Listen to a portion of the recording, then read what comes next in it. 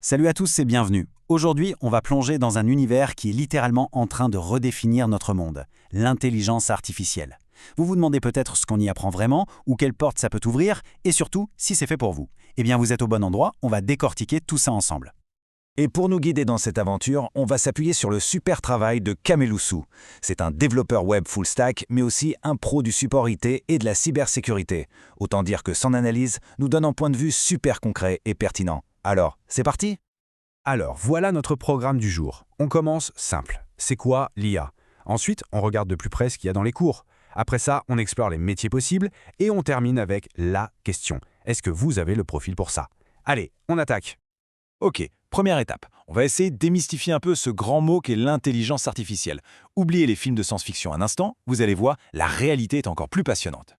En fait, pour faire simple, l'IA, c'est l'art de construire des machines qui peuvent, en quelque sorte, penser toutes seules. Les mots importants ici, c'est vraiment imiter l'intelligence humaine et surtout de manière autonome. L'idée, ce n'est pas juste de faire une machine qui obéit, mais une machine qui prend des décisions.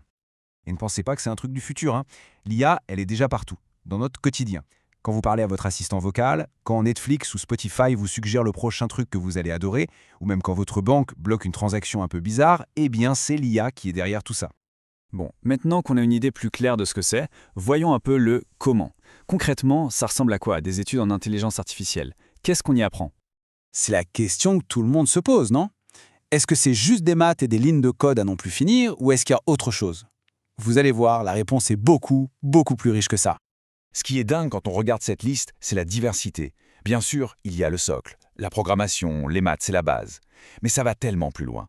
On parle de machine learning, pour que les machines apprennent des données, de robotique, et même d'éthique, ce qui est absolument crucial. C'est un mélange fascinant de science pure et de réflexion quasi philosophique. D'accord, donc on apprend tout ça, mais pour en faire quoi? C'est là que ça devient vraiment excitant. On va voir comment toutes ces connaissances se transforment en jobs bien réels.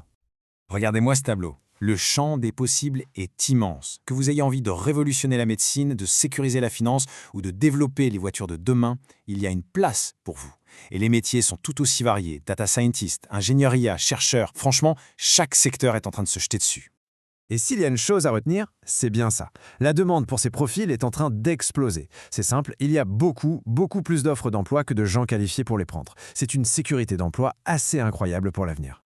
Et au-delà du fait de trouver un job facilement, les avantages sont vraiment sympas. On peut les résumer en 4 points clés. Bien sûr, il y a les salaires, qui sont très attractifs. Mais il y a aussi la chance de bosser sur des innovations de pointe, d'avoir un vrai impact sur la technologie. Et puis, ce sont des compétences qui s'exportent partout dans le monde. La carrière internationale, c'est une vraie possibilité.